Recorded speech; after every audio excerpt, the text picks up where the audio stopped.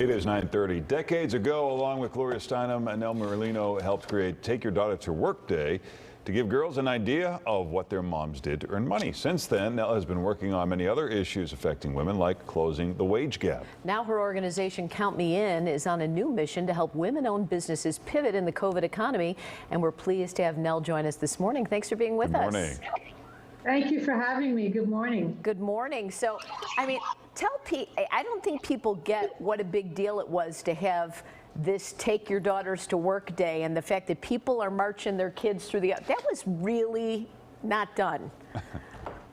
You know, people think it's been around forever, and they're amazed when they hear that it's something that I actually thought up in working with the Ms. Foundation and Gloria.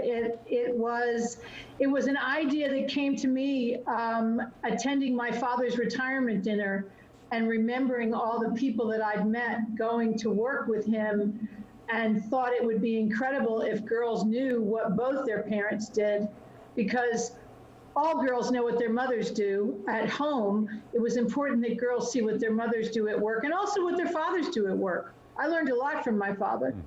So when it comes to women and business, it seems that they have some challenges in getting funding. Why is that? And are there alternatives to the bank where they can maybe achieve their goals?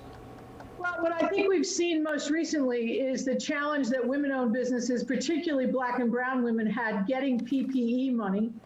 And one of the reasons that we revived Count Me In, an organization that I started about 20 years ago, was to make grants available to women who owned businesses who had a clear plan as to how they were going to face the challenges presented by COVID and the closing of businesses. So I think women have always had a challenge getting money. Some of that was improving, but the most disturbing thing about this period right now is we seem to be going backwards, and that's why I and my organization wanted to step forward and help women right away.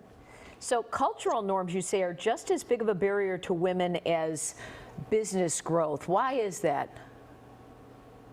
Oh, I think, some of these ideas die really hard. The idea that women are just, working for, extra money, and that they don't necessarily know how to manage things. And we just know that's not true. There are millions of women who own businesses now, and they were doing extremely well. Some continue to do well.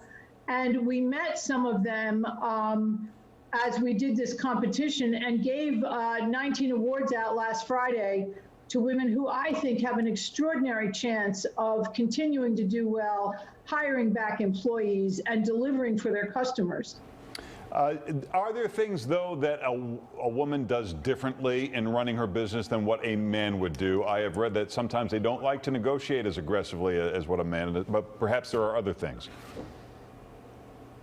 Oh, I think all business owners are challenged at the moment. What do we do differently? I think women continue to have more responsibility than most male business owners, so that the challenge, particularly now with everybody home and the debate about whether kids are going to go back to school, which, I don't think that's going to happen, and the pressure on moms who are business owners to run their business and help their children with school, and all the things that we are having to do now, I think makes it more challenging for them.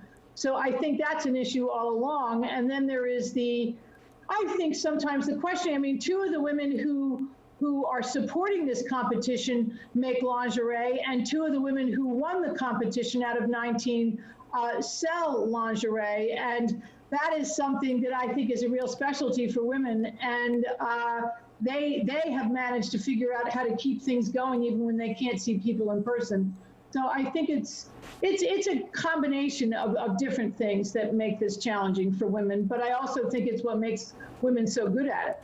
If people have a question and they want, they're looking to figure out how they get funding during this time, what does your organization do? Can they go to your website? There is an extraordinary list of places that are offering grants right now on countmeinrevival.org. We did the research. We had a wonderful intern named Chloe this summer who looked up all the competitions that are going on, and there is money available. And the other thing I would say to women listening is that at Count Me In Revival, we will be offering classes and coaching as we get into September. We start coaching the first group who won the grants tomorrow, and we will be making coaching available later on in the fall. So I would say go to our website and look at the resource section and apply for those grants. The more grants you apply for, the better you'll get at it, and the likely chances are that you'll win one. Well, Nell, thanks so much for joining us. We appreciate it. Thank you. Thank you. Have a great weekend. You too. 9